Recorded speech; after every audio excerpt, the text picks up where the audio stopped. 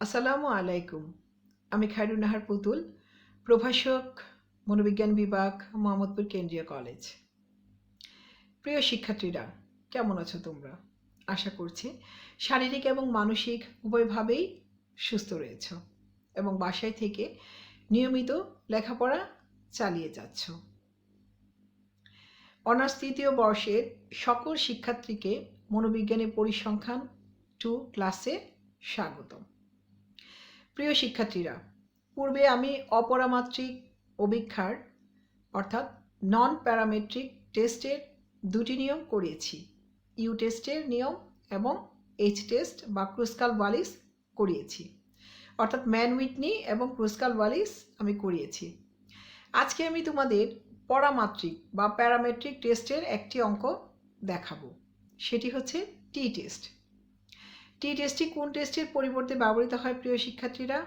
You টেস্টের পরিবর্তে টি test ব্যবহৃত হয়। তাহলে আজকে আমি পড়াবো হচ্ছে পরামাত্রিক টেস্ট নিয়ে আলোচনা করব, মানে পরামাত্রিক অভিক্ষা নিয়ে আলোচনা করব।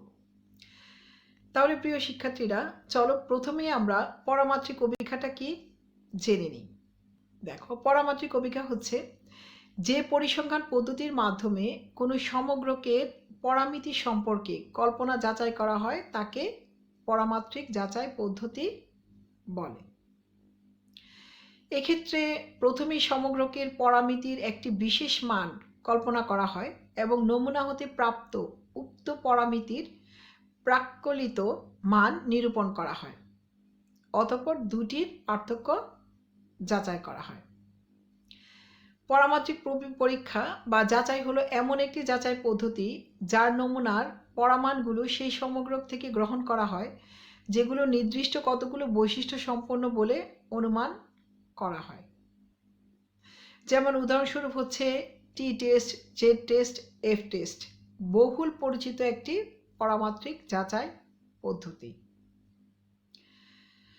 তাহলে প্রিয় শিক্ষার্থীরা, দেখো পরামাত্রিক অভিক্ষাটা কি আমরা জানতে পারলাম এবং পরামাত্রিক অভিক্ষাগুলি কি কি হতে পারে, মানে প্যারামেট্রিক টেস্ট কোন কোন প্যারামেট্রিক বিষয়গুলো থাকতে পারে বা পরামাত্রিক অভিক্ষা থাকতে পারে, সেটি হচ্ছে টি টেস্ট, জেড টেস্ট এবং এফ টেস্ট হচ্ছে বহুল ব্যবহৃত পরামাত্রিক অভিক্ষা।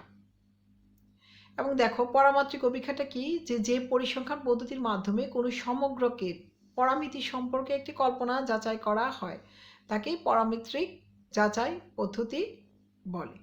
আচ্ছা, তাহলে চলো আমরা পরবর্তীতে প্রিয় শিক্ষার্থীরা চলে যাই যে এই পরামাত্রিক অভিক্ষার অনুমান সমূহ কি কি অনুমান পরামাত্রিক অভিক্ষার ক্ষেত্রে থাকতে হবে।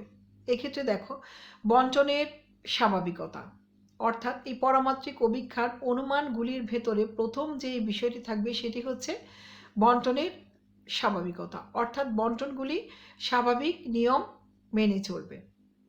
2 হচ্ছে ভেদাঙ্কের সমরূপতা, অর্থাৎ ভেদাঙ্কের ভেতরে কোনো অসমরূপতা থাকবে না, প্রত্যেকটি ভেদাঙ্কের একটি সমরূপতা থাকতে হবে। অবিচ্ছিন্নতা, অর্থাৎ এই ক্ষেত্রে এই পরামাত্রিক অভিক্ষার ক্ষেত্রে অবিচ্ছিন্ন বিষয়গুলিও থাকতে হবে, অর্থাৎ কি একটি এবং আরেকটি বিষয় থেকে যে বিচ্ছিন্ন হয়ে যাওয়া সেই বিষয়টি থাকবে না। দৈবচয়িত নমুনা, অর্থাৎ এই ক্ষেত্রে নমুনাগুলি যখন নির্বাচন করব তখন আমরা দৈবচয়িতভাবে নমুনাগুলি নির্বাচন করব, অর্থাৎ সমগ্রক থেকে যে নমুনা নির্বাচন করব সেটি দৈবচয়িত নমুনায়ন পদ্ধতি হবে। এরপরে হচ্ছে পরিমাপ স্কেল, এবং এই যে পরামাত্রিক অভিক্ষার বিষয়গুলি পরিমাপ স্কেলের আওতাভুক্ত বা অন্তর্ভুক্ত হতে হবে। আচ্ছা, এরপরে প্রিয় শিক্ষার্থী আমরা চলে যাই পরামাত্রিক অভিক্ষার সুবিধাসমূহ। কি কি সুবিধা রয়েছে দেখো। সুস্পষ্ট এবং সুগঠিত পরিসংখ্যানিক তথ্যের ক্ষেত্রে পরামাত্রিক যাচাইসমূহ প্রয়োগ করা হয়। তাহলে কি, যেখানে সুস্পষ্ট এবং সুসংগঠিত পরিসংখ্যানিক তথ্য ব্যবহার করা হয় সেক্ষেত্রে পরামাত্রিক যাচাই ব্যবহার করা হয়। বড় আকারের নমুনার ক্ষেত্রে পরামাত্রিক যাচাই ব্যবহার করা হয়। তাহলে প্রিয় শিক্ষার্থীরা বলো তো যে ছোট আকারের নমুনার ক্ষেত্রে কোন অভিক্ষা ব্যবহৃত হয়? অপরামাত্রিক অভিক্ষা ব্যবহৃত হয়। আচ্ছা, 3 নম্বর পয়েন্ট দেখো, পরামাত্রিক যাচাইয়ের গাণিতিক পদ্ধতি উচ্চতর পর্যায়ে। এই পরামাত্রিক অভিক্ষার গাণিতিক যেই বিষয়টি আমরা ব্যবহার করব, পদ্ধতিটি ব্যবহার করব, সেটি অধিকতর মানসম্পন্ন এবং গুণগত। পরিমাপের উচ্চতর স্তর ব্যবহার করা হয় বিধায় এই যাচাইয়ের সিদ্ধান্তসমূহ অধিক নির্ভরশীল। অর্থাৎ যেহেতু এটি উচ্চ পর্যায়ের পরিসংখ্যান ব্যবহৃত হয়, তাহলে এক্ষেত্রে এর মানটি কি অধিক নির্ভরশীল। অর্থাৎ এর মানটি আমরা বা এর যথার্থতা আমরা খুব ভালোভাবে বুঝতে পারবো। অর্থাৎ এই ক্ষেত্রে দেখা গেছে যে যেই ফলাফলটি পাবো সেই ফলাফলটির উপর আমরা অধিক নির্ভরযোগ্য থাকতে পারবো। আচ্ছা, এরপরে হচ্ছে পরামাত্রিক অভিক্ষা সুষম হয়, মানে এটি কোনো অসম হয় না, এর বন্টন বা সবকিছুই সুষম আকারে হয়ে থাকে। আচ্ছা, এরপরে দেখো পরামাত্রিক যাচাইয়ের কিছু সীমাবদ্ধতা রয়েছে। কি কি সীমাবদ্ধতা দেখো? গুণবাচক উপাত্তের ক্ষেত্রে পরামাত্রিক যাচাই ব্যবহার করা যায় না। অর্থাৎ যে ক্ষেত্রে গুণের ব্যবহার রয়েছে, মানে গুণবাচকের ক্ষেত্রে আমাদের এই পরামাত্রিক অভিক্ষা ব্যবহার করা যায় না। আচ্ছা, ক্রমমানে সাজালে উপাত্তের পরামাত্রিক অভিক্ষা প্রয়োগ করা যায় না, মানে যখন ক্রমানুসারে সাজাবো তখন এই পরামাত্রিক অভিক্ষা ব্যবহার করা যাবে না। যে সমগ্র হতে নমুনা নির্বাচন করা হয় সেই সমগ্রকে নিবেশন পরিমিত হতে হবে, অন্যথায় নির্ভরযোগ্য ফলাফল পাওয়া যাবে না।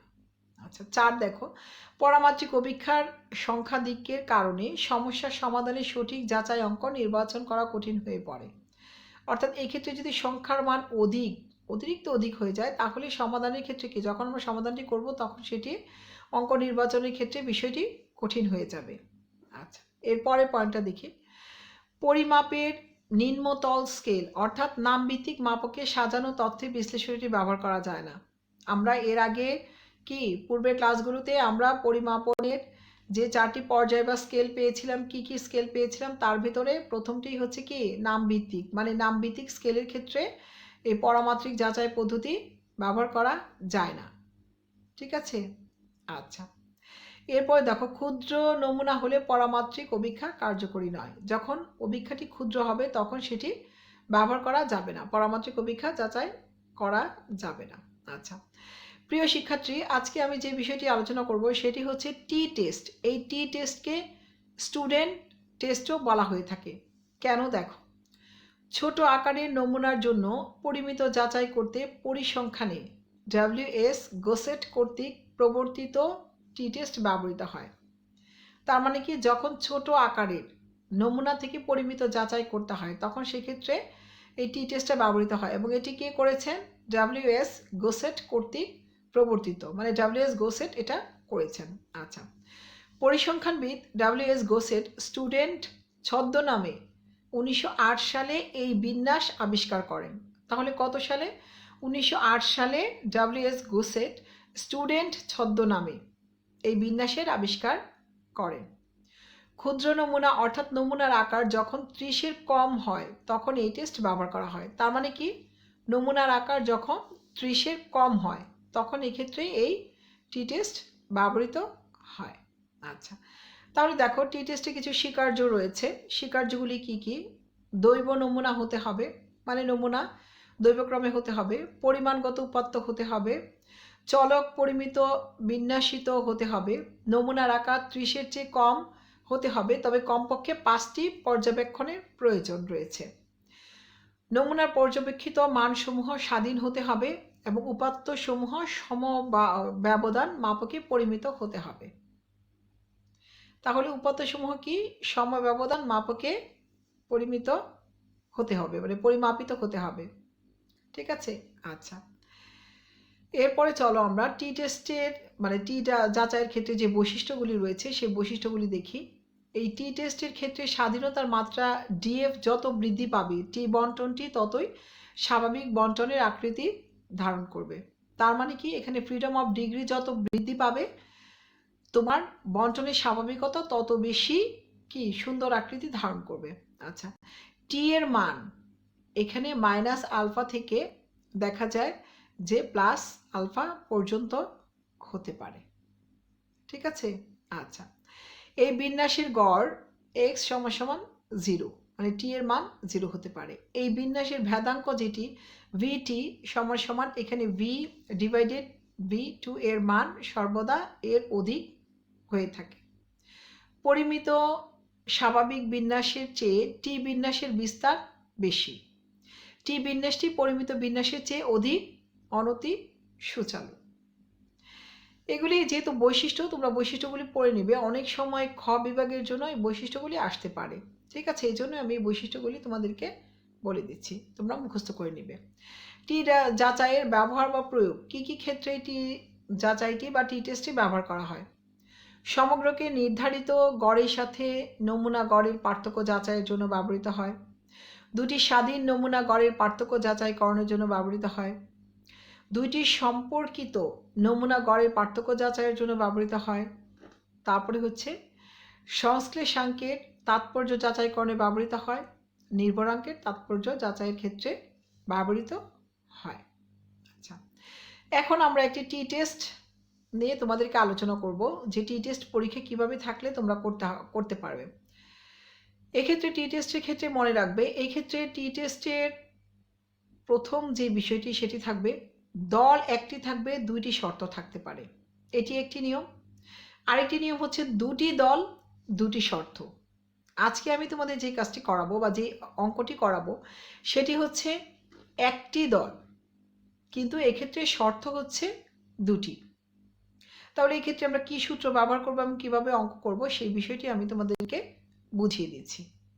তাহলে দেখো, এখানে দেয়া আছে, দেখো তোমাদের 8 জন পরীক্ষণ পাত্রের দুইটি শর্তের নিম্নলিখিত জোড়া তথ্য পাওয়া গেল। যথাযথ পরীক্ষা ব্যবহার করে তাৎপর্যপূর্ণতা যাচাই করো। আলফা এখানে 0.05 দেয়া আছে এবং শর্ত এ এর ক্ষেত্রে এই 8 জন দেয়া আছে এবং শর্ত বি এর ক্ষেত্রে এই 8 জন দেয়া আছে। এখন অঙ্কটি আমাদের করতে হবে। দেখো, 8 জন পরীক্ষক দুইটি শর্তে নিম্নলিখিত জোড়া পাওয়া গেল যথাযথ পরীক্ষা ব্যবহার করে, কিন্তু এখানে পরীক্ষার নামটা উল্লেখ নেই। এখন আমাকে প্রশ্ন করতে পারো যে ম্যাম আমরা এই ক্ষেত্রে তাহলে টি টেস্ট আমরা কিভাবে বুঝবো? কিসের বিকল্প হিসেবে টি টেস্ট ব্যবহার করা হয় মনে আছে? ইউ টেস্টের বিকল্প হিসেবে টি টেস্ট ব্যবহৃত হয়। আর ইউ টেস্টের ক্ষেত্রে দল কয়টি থাকে? দুটি থাকে। এক্ষেত্রে এখানে দল কয়টি আছে? দুটি রয়েছে। তাহলে পরীক্ষার ক্ষেত্রে তোমরা দেখবে যদি প্রশ্নে ইউ টেস্ট দেয়া থাকে বা ইউ টেস্টের আগেই তোমরা অপরামাত্রিক অভিক্ষার ইউ টেস্টটা যদি তোমরা পেয়ে যাও, তাহলে পরবর্তী যে অঙ্কটি থাকবে সেটি টি টেস্টে থাকবে। এবং দেখো, ইউ টেস্টের ক্ষেত্রে শুধু দল থাকবে, আর এই ক্ষেত্রে একটি শর্তের ব্যাপার থাকবে। এবং দেখা যায় দল একটি কিন্তু শর্ত দুটি, আবার দুটি দল দুটি শর্ত। ঠিক আছে, তাহলে শর্তের ক্ষেত্রে আমরা দেখে বুঝে নিব যে এটি হচ্ছে টি টেস্ট এবং এটি হচ্ছে ইউ টেস্ট।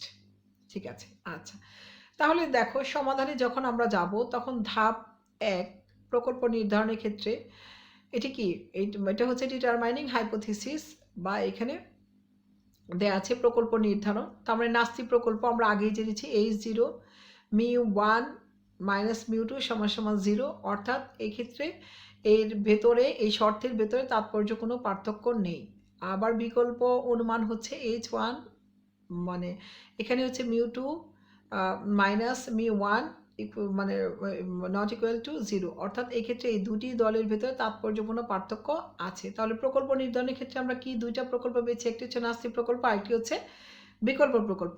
নাস্তি প্রকল্পের ক্ষেত্রে H0 মানে হচ্ছে দলগুলোর মধ্যে তাৎপর্যপূর্ণ পার্থক্য নেই, আর বিকল্প প্রকল্প হচ্ছে বা এই শর্তের উপরে বা আমরা যাই দেখি তার উপরে তাৎপর্যপূর্ণ পার্থক্য আছে। ঠিক আছে, আচ্ছা, এটি একটি দ্বিপ্রান্তিক যাচাই। আচ্ছা, এখন দেখো পরিসংখ্যানিক যাচাই বা স্ট্যাটিস্টিক্যাল টেস্ট কি?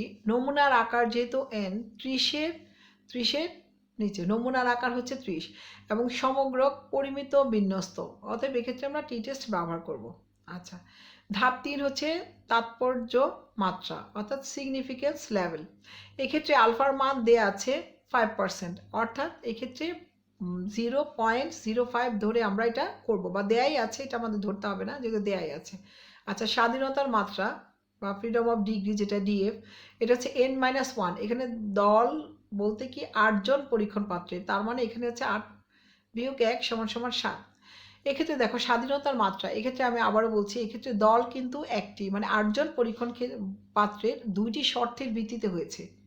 ঠিক আছে, আচ্ছা, তারপরে দেখো এক্ষেত্রে বর্জন এলাকা বা ক্রিটিক্যাল রিজনটা কি? 5% যথাযথতা মাত্রায় ডিএফ 7-এর স্বাধীনতার মাত্রায় টি টেবিল থেকে সংশয় মান বা ক্রিটিক্যাল ভ্যালু আমাদের বের হয়েছে হচ্ছে এটা। আমি যখন টেবিল মান দেখাবো তখন তোমরা আরও ক্লিয়ার বুঝতে পারবে। আচ্ছা, এরপরে পঞ্চম ধাপ দেখো, এটা হচ্ছে পঞ্চম ধাপ। আমরা এখানে একটু দেখে নিই। পঞ্চম ধাপ হচ্ছে তথ্যজ মান নির্ধারণ, ডিটারমাইনিং টেবিল ভ্যালু হচ্ছে আমাদের কি কি নির্ণয় করতে হবে। আচ্ছা, তাহলে এখন দেখো আমরা সূত্রের ক্ষেত্রে চলে যাই। প্রথমত আমাদের 8 জন পরীক্ষণ পাত্র ছিল, তাহলে কতজন ছিল? 8 জন পরীক্ষণ পাত্র। ঠিক আছে, তাহলে প্রশ্নে আমি একটু প্রশ্নে যাই, প্রশ্নে গেলে তোমাদের বুঝতে সুবিধা হবে। পরীক্ষণ পাত্র কয়জন? 8 জন। তাহলে আমাদের ক্রমিক মান 8টা অনুসারে সাজিয়ে নিলাম। আর শর্ত এ, এই যে শর্ত এ কে আমরা x1 ধরলাম, আর শর্ত বি কে আমরা কি করলাম? x2 ধরলাম। তাহলে দেখো অঙ্কের ক্ষেত্রে, এই ক্ষেত্রে আমরা যদি x1 কে এই যে এটি ধরেছি এবং x2 কে এটি ধরেছি, এক্ষেত্রে টি টেস্টের ক্ষেত্রে মনে রাখবে প্লাস মাইনাস মানে তোমার উত্তরটা মাইনাস হতে পারে প্লাসও হতে পারে, এই জন্য উত্তরের ক্ষেত্রে সবসময় প্লাস মাইনাস লিখে দিবা। কারণ যেহেতু এখানে শর্ত দুটি, যদি বি শর্তটি বা শর্ত দ্বিতীয়টি আগে নাও তাহলে দেখা যাবে উত্তর প্লাস আসবে। আবার অনেক সময় দেখা যায় যে দলটি ছোট সেটি পরে নিলে কি হয়, তোমার প্লাস আসে, আবার যে দলটি ছোট সেটি আগে নিলে মাইনাস আসে। অতএব এক্ষেত্রে প্লাস মাইনাস কোনো ব্যাপার না, উত্তরটি হলে প্লাসও মাইনাস হলেও হবে। আচ্ছা, তাহলে পরীক্ষণপত্র 8, দেখো 8টি দলে আমি সাজিয়েছি। x1 হচ্ছে আমাদের x1 লিখেছি, x2 লিখেছি। এই যে দলের ক্ষেত্রে দেখো x1 এবং x2 আমরা ধরে নিয়েছি, মানে শর্ত এ শর্ত বি এর মানগুলি আমরা এখানে লিখেছি। আচ্ছা, তাহলে এই ক্ষেত্রে এই দুটি মান থেকে আমার সূত্র অনুসারে কি নির্ণয় করতে হবে? ডি নির্ণয় করতে হবে। তাহলে ডি নির্ণয়ের সূত্রটা কি? ডি নির্ণয় করতে হবে হচ্ছে x1 থেকে x2 মাইনাস করতে হবে, অর্থাৎ x1 মাইনাস x2। 8 থেকে 12 মাইনাস করতে হবে, তাহলে কত আসবে এখানে? -4। আবার 17 থেকে 31 মাইনাস করতে হবে, তাহলে 17 থেকে 31 মাইনাস করলে -14। অনুরূপভাবে 12 থেকে 17 মাইনাস করলে -5। 19 থেকে 17 করলে +2, এখানে +2, প্লাস দেওয়ার দরকার নেই, 2 দিলেই হবে। আচ্ছা, আবার এখানে 5 থেকে 8 বিয়োগ করলে -3, আবার 6 থেকে 14 বিয়োগ করলে হচ্ছে -8 বিয়োগ 8, আবার 20 থেকে 25 বিয়োগ করলে হচ্ছে 5, এবং সর্বশেষ 3 থেকে 4 বিয়োগ করলে -1। এই হচ্ছে ডি। তাহলে ডি নির্ণয় করব আমরা কিভাবে? ডি নির্ণয় করব হচ্ছে শর্ত এ থেকে শর্ত বি বিয়োগ করে আমরা ডি নির্ণয় করব। আচ্ছা, এরপরে আমরা ডি স্কোয়ারে যাব, অর্থাৎ এই ডিটাকে বর্গ করবে, প্রত্যেকটা মানকে বর্গ করব। তাহলে যখন বর্গ করব তখন কি মাইনাস থাকলে কি হবে? প্লাস হয়ে যাবে। পূর্বেই বুঝিয়েছি আগের অঙ্কগুলোতে, সেকেন্ড ইয়ারের অঙ্কেও তোমরা বুঝে এসেছো। যখন মাইনাস থাকবে তখন এটাকে বর্গ করলে মাইনাস হচ্ছে প্লাস হয়ে যাবে। তাহলে এখানে কি 4, 4 4 16, আবার 14 14 কত? 196, 5 5 25, 2 2 4, 3 3 9, আবার দেখো 8 8 কত? 8 8 64, আবার 5 5 25, আবার 1 একই থাকবে। ঠিক আছে, এখানে সামেশন ডি বের করব, এখানে সামেশন ডি স্কোয়ার বের করব। দেখো এই অঙ্কটা কিন্তু খুবই সহজ। তার মানে এক্ষেত্রে কি করছি? পরীক্ষণ পাত্রকে ক্রমানুসারে আমরা ক্রমিক মান দিয়ে নিচ্ছি, কিন্তু ক্রমানুসারে সাজাচ্ছি না। এক্ষেত্রে শর্তের ক্ষেত্রে কি করছি?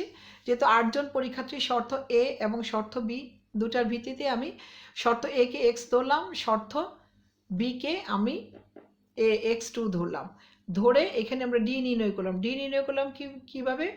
x1 মাইনাস x2 থেকে, মানে এইখানে শর্ত এ থেকে শর্ত বি মাইনাস করে আমরা ডি বের করলাম, এবং এরপরে কি করলাম? ডি কে আমরা বর্গ করে দিলাম, অর্থাৎ প্রত্যেকটা মানকে বর্গ করলাম।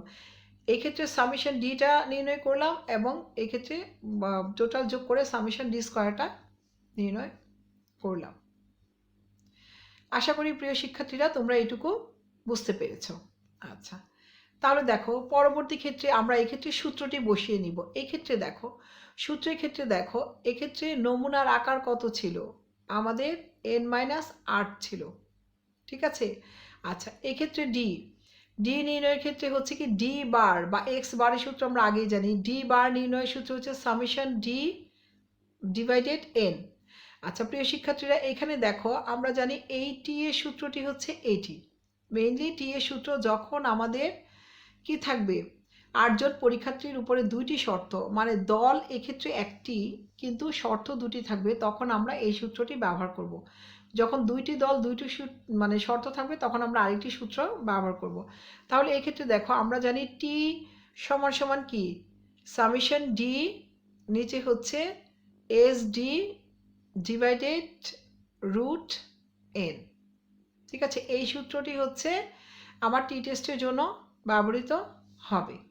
আচ্ছা, তাহলে এই ক্ষেত্রে এই সূত্রের মান অনুসারে যদি আমরা যাই তাহলে প্রথমেই মানে ডি বারটা বের করতে হবে।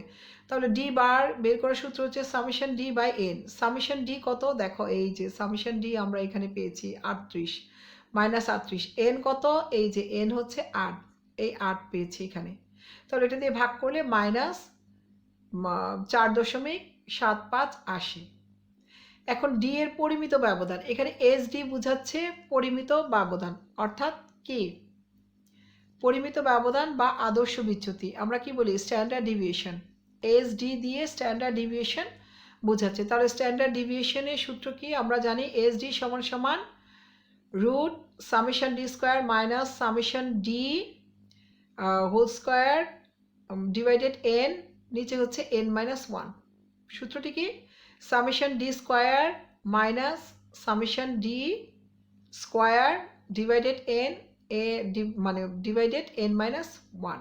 ঠিক আছে, তাহলে দেখো এক্ষেত্রে আমরা যদি এই মানটি আমরা বের করে ফেলতে পারি, কীভাবে বের করবো, সামেশন ডি স্কোয়ার কত, এই যে দেখো 340 অর্থাৎ 340, তাহলে সামেশন ডি স্কোয়ার কত 340, এখানে শুধু সামেশন ডিটা কত 38, এই যে 38 মানে 38কে আমরা স্কোয়ার করলাম, এন কত 8, এই যে 8 নিলাম, এখানে এন মাইনাস ওয়ান, তার মানে 8 মাইনাস ওয়ান, এই যে ক্যালকুলেশন করে প্লাস মাইনাস 4.78 অর্থাৎ 4.78 মান হয়েছে ডি এর মান।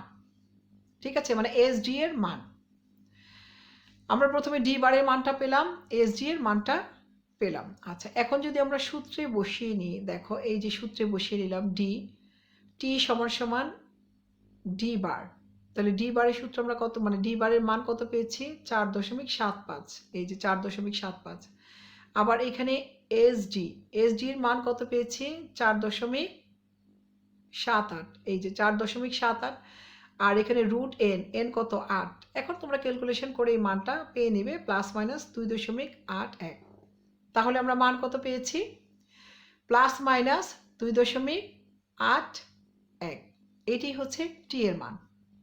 আমি আবারও বলছি, এক্ষেত্রে দল একটা শর্ত দুইটার ক্ষেত্রে প্রয়োগ করে যদি করি তাহলে আমরা এই সূত্রটি ব্যবহার করব, তোমরা মুখস্থ করে নেবে, খুবই সহজ। আচ্ছা, তাহলে এখন দেখো আমরা যদি সিদ্ধান্ত গ্রহণে যাই তাহলে সিদ্ধান্ত গ্রহণ আমরা কিভাবে করব। দেখো এক্ষেত্রে হচ্ছে যেহেতু টি এর নির্ণীত মান কত 2.81, ঠিক আছে, টি এর মান কত 2.81, সংশয় মান, এখন সংশয় মান টেবিল মানটা আমি দেখাবো, এর 2.365, তাহলে এটা বড় না এটা বড়, দেখো তাই যেহেতু এই ক্ষেত্রে কি আমাদের যেই মানটা পেয়েছি সেই মানটা বড়, তাহলে কি এটা নমনীয় গ্রহণীয় এলাকায় পড়ে না, অর্থাৎ H0 গ্রহণীয় হবে না। H0 বর্জন হলে কি হয়, H0 যদি রিজেক্টেড হয় তাহলে H1 হবে অ্যাকসেপ্টেড। H1 যদি অ্যাকসেপ্টেড হয় তাহলে এক্ষেত্রে কি হবে, শর্ত এ এবং বি এর মধ্যে তাৎপর্যপূর্ণ পার্থক্য বিদ্যমান। বুঝতে পেরেছো? যদি এখানে আমাদের ক্যালকুলেশন মানটা ছোট হতো, টেবিল মানটা বড় হতো, তাহলে H0 গ্রহণীয় হতো, তাহলে শর্ত এ এবং বি এর মধ্যে কোনো পার্থক্য থাকতো না।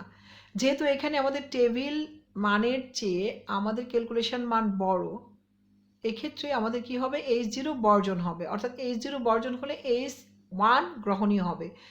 H1 যখন অ্যাকসেপ্টেড হবে তার মানে শর্ত এ এবং বি এর মধ্যে তাৎপর্যপূর্ণ পার্থক্য রয়েছে। আচ্ছা, আশা করি তোমরা এই বিষয়টি বুঝতে পেরেছো। এখন আমি টেবিল মানে চলে যাব টি টেবিলের ক্ষেত্রে। ঠিক আছে, আচ্ছা এটা কি টু টেইলের ক্ষেত্রে যাব আমরা। দেখো এই যে এই ক্ষেত্রে এই যে লেভেল অফ টু টেইল, ঠিক আছে, ডিএফ আমাদের কত ছিল 7, কারণ নমুনার দল কয়টা ছিল 8 ছিল। ডিএফ নির্ণয় করার সূত্র হচ্ছে n-1, তার মানে 8 - 1 কত ছিল 8 - 1 ছিল 7, এই যে 7, ডিএফ হচ্ছে 7। আলফা কত ছিল 0.05, এই যে 0.05, এই মান অনুসারে এটার মান কত দেখো 2.365, এই যে দেখো এই 2.365। ঠিক আছে, তাহলে টেবিল মানটা তোমরা পেয়ে গেলে। প্রিয় শিক্ষার্থীরা, তোমাদের উদ্দেশ্যে বলছি, তোমরা এই পরীক্ষার হলে এই টেবিল মান ব্যবহার করতে পারবে, কিন্তু টেবিল মানটি নিয়ে প্রথমেই তোমাদের পরীক্ষার হলে যেই শিক্ষক থাকবেন তোমাদের পরীক্ষা নেওয়ার দায়িত্বে, ওনার কাছ থেকে এই টেবিল মানটি দেখিয়ে একটা সিগনেচার নিয়ে নিবে। তাহলে এক্ষেত্রে টেবিল মানটি তোমাদের কাছে রাখতে পারবে। এবং অঙ্কের ক্ষেত্রে টেবিল মান অবশ্যই লাগবে। টেবিল মান ছাড়া কখনোই অঙ্ক সম্পূর্ণ হবে না। তাহলে এক্ষেত্রে তোমরা শিক্ষককে বুঝিয়ে বলবে এবং এটা সিগনেচার করে তোমাদের কাছে রাখবে। ঠিক আছে? তো আশা করছি আজকে বুঝতে পেরেছো। সবাইকে তাহলে ধন্যবাদ। এবং এই টি টেস্টের ক্ষেত্রে আমি পরবর্তী ক্লাসে আরেকটি নিয়ম দেখাবো, সেটা হচ্ছে টি টেস্টে টুটেলের ক্ষেত্রে যখন দুইটি দল এবং তোমাদের দল দুইটি থাকবে, প্লাস যে বিষয়টি থাকবে শর্তও দুইটি থাকবে। এক্ষেত্রে কি ছিল, দল 8 জন, মানে 8 জন পরীক্ষণ পাত্রের উপরেই শর্ত দুটি ছিল।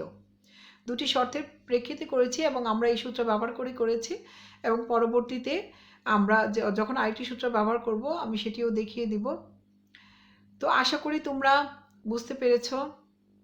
আবারও দেখা হবে পরবর্তী ক্লাসে। ততক্ষণ পর্যন্ত সুস্থ থেকো, ভালো থেকো। আল্লাহ হাফেজ।